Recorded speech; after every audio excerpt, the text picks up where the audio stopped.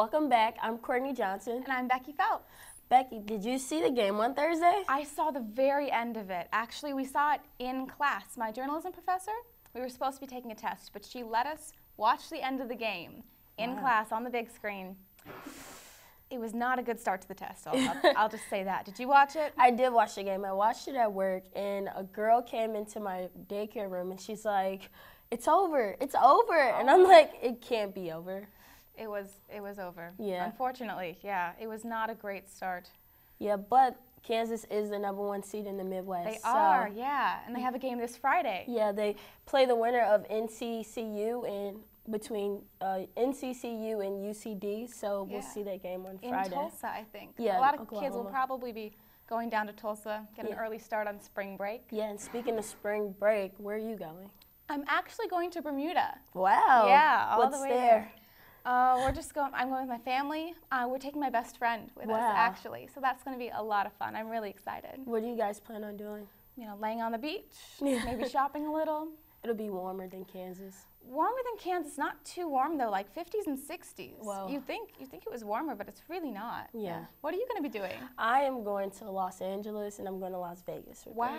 Yeah. What are you doing? I'm going with my friends and with my roommates, and we just plan on going probably to the beach in LA, and hopefully we can find some parties, but we're probably going to spend most of our time shopping in LA. Why are you going to both places? Well, LA because we didn't want to go to a big college town for spring break where we see everyone for spring break. Pretty that's crowded at the school. there. Yeah, so we chose LA.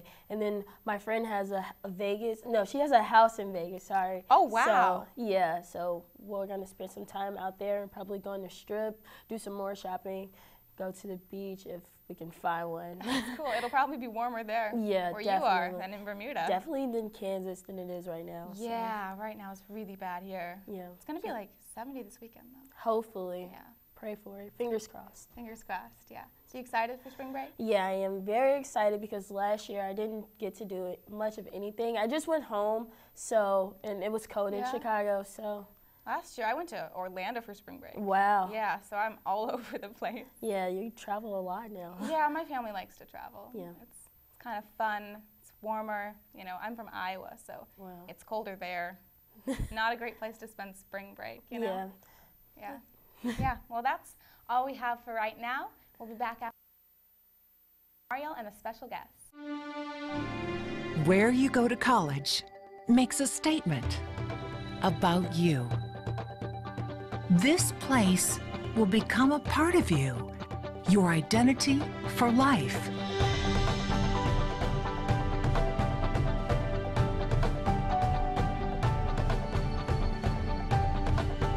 The University of Kansas, a great place to be you.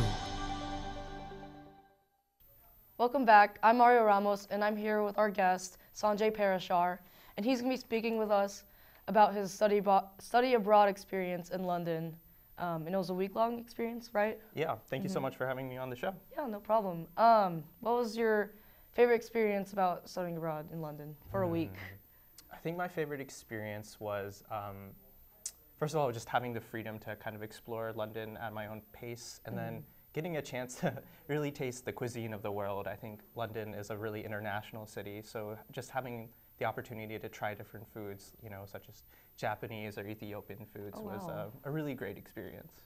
Really? Yeah, I'm kind of a foodie, so, you know, I love to eat, and just having so many different cuisines to try was awesome. Which one was your favorite cuisine to try? I think, actually, so I had this kind of traditional fried Japanese pancake called okonomiyaki. And I had it for the first time in London, and that was a really awesome experience. So yeah. Nice. Yeah. Oh, I didn't know that they offered they offered that kind of food, variety of food while studying abroad in just London. Yeah, it's really great. You know, I think that everyone kind of thinks of English food as kind of boring and always fish and chips, but there's a lot of different cuisines and a lot of different cultures represented in London. No, I think that's awesome. And then, is there why did you choose to study abroad, like in London for a week? I'm a science major, so I don't have a lot of flexibility in my, I guess, courses to study abroad for extended period of time. And I actually had a couple of friends who went on the London Review a couple years prior to me, and they had always talked about how great Dr. Clater was and how great the experience was. So I figured, you know, this is a week-long break, it's manageable, and, you know, it's an amazing experience and professor, so I had to. Right. So tell me who Dr. Clater is. So I heard she is the one in charge of the London Review program? Yeah, so I guess technically she's an English professor at KU, but she's also associated with the Honors College. But she also, she runs multiple study abroad programs, one of which is a London Review. She has a longer British Summer Institute in the summer, and she has a Costa Rica trip for travel writing in the winter. So she is kind of, you know, a whirlwind of a lady. She kind of does a lot of different things, wears a lot of different hats, but is really dedicated to writing and to providing KU students with the opportunity to study abroad. Okay, gotcha. So actually our producer, Katie Bernard, she's actually leaving to London this Friday, and she's going to study abroad for a week in London. So do you have any tips for Katie? I mean, try all the food, of course. But I think my one advice is not to stress about London and to feel that pressure to, you know, make the most of your time. Just kind of experience London at your own pace. I think one of the great things about the trip is that it's really up to the students. You know, Dr. Clater doesn't really push you anywhere. There are a couple of you know, organized events, such as seeing a play, but it's really for you to explore London and get a better sense of, you know, what it means to live in that city and maybe discover some new things about yourself as well. So kind of explore, I guess. So were you nervous about anything before or while studying abroad in London? I think I was nervous about kind of this, something I just mentioned, that, you know, oh, like how do I make the most time of my, you know, the time in London, because it's such a huge city, it's such a diverse city. And, you know, I think I didn't really fully understand what it meant to, you know, kind of study abroad and reflect and learn on yourself. So I think, you know, it's something, you know, scary, because I hadn't gone abroad outside of the country at that time for, I think, a couple of years. So I was rusty and, you know, scared. But then I think just going and, you know, being, not really reinventing myself, but just, you know, having the freedom to find myself was a really amazing thing. Yeah. So what was the most difficult thing about that? I think cramming in all I wanted to do during that week. Yeah, like a week long. Like, I would personally think that's not enough to study abroad. I mean, even a semester is probably not enough. Like a whole year. Right. Like, I would love to be abroad, but because I've never studied abroad, but okay. Just, well, I highly recommend studying abroad if you can. I think, you know, though, one of the great things is that there's so many different activities that you kind of find a way to manage, to cram it all in and, you know, experience everything. And as Mary always says, that, you know, everyone finds a way back to London, you know. Don't think that this 1 week is it. Gotcha. So is there anything else you'd like to add? No, just thank you so much for having me on the show. Well, thank you, Sanjay. And thanks for watching. We'll be back after a break.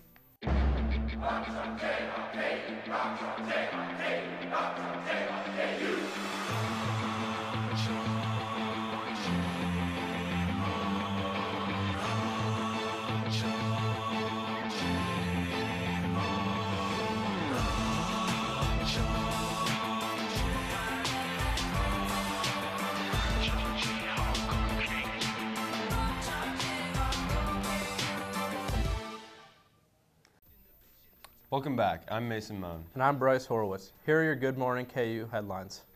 The Netherlands is preparing for their elections on Wednesday. Prime Minister Mark Rutte is facing steep competition from Geert Wilders of the Party for Freedom. Wilders is known primarily for anti-Muslim policies and rhetoric. And the Congressional Budget Office is expected to release a report detailing the costs of the American Health Care Act this week. The Republican replacement for the Affordable Care Act was released earlier last week. This report can make or break the bill's chance at passing. The body of missing UMKC student Toni Anderson was found in her car, which was pulled from a river near Parkville on Friday. Anderson's mother said that no foul play was involved in the death. She said her daughter likely drove into the river on accident. A bill which could prevent KU's ability to set its own weapons policies has been introduced. If passed, the bill would force Kansas public universities to adopt weapons policies dictated by the state rather than create their own. Supporters of the bill say the regulations suggested by KU over-limit the rights of gun owners. Student Senate coalition Onward has been accused of early campaigning. The One KU coalition filed a complaint to the Elections Commission that Onward had campaigned before submitting proper paperwork. One KU has asked that Onward be fined for the offense. The KU men's basketball team earned the #1 seed in the Midwest for the NCAA tournament. This is KU's 28th straight tournament appearance and the 7th time in 11 years they have earned the #1 seed. KU will play the first round on Friday at 5:50 p.m. And that's it for our Good Morning KU News update. Stick around and Brittany will be back with the weather. Where you go to college makes a statement about you. This place will become a part of you, your identity for life.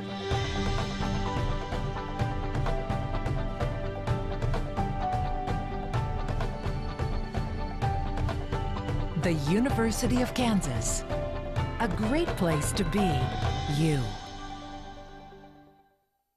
Welcome back, everyone. I'm Brittany Foster. Spring break is just around the corner for many of us, and going into that, many people are going to be going on vacation. So I figured today we'd start off by looking at some popular places our Good Morning KU crew is actually going to.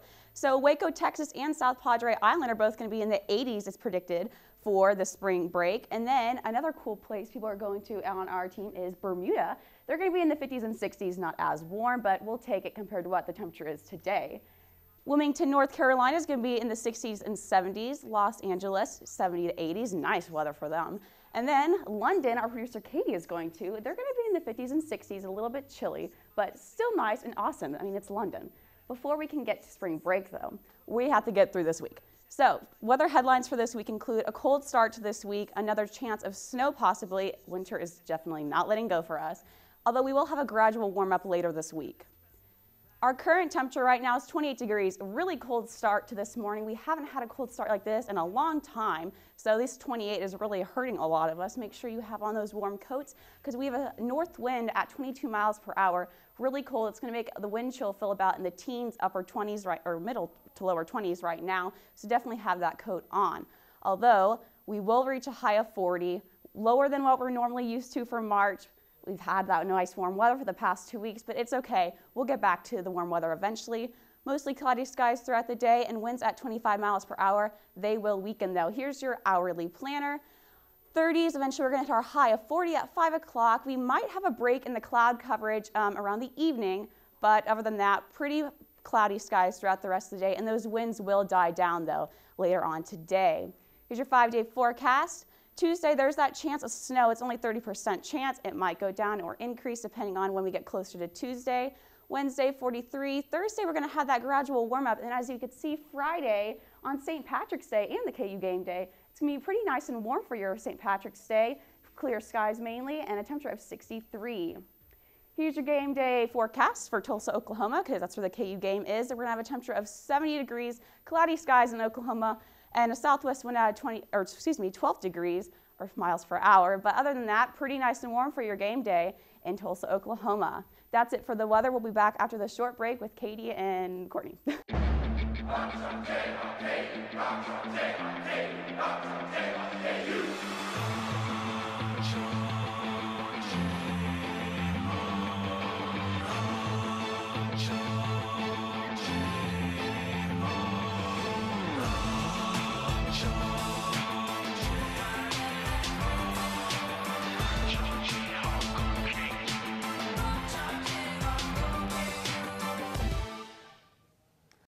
Welcome back. I'm Becky Phelps. And I'm Katie Bernard. As we talked about in the news, the Student Senate is having some issues with their campaign this year. I don't know a whole lot about it, but what do you know? So what's most recently happening, which was mentioned in the news, is the Onward Coalition, which their presidential nominee is Chance McGinnis, has been accused of campaigning early because there's a large array of paperwork that the coalitions need to file before they can start doing any form of campaigning, and Onward hadn't finished all that up. So basically what happened is they apparently went to a fraternity and told them to vote for them, which they're not allowed to use that exact terminology until they have their application. That makes sense, yeah.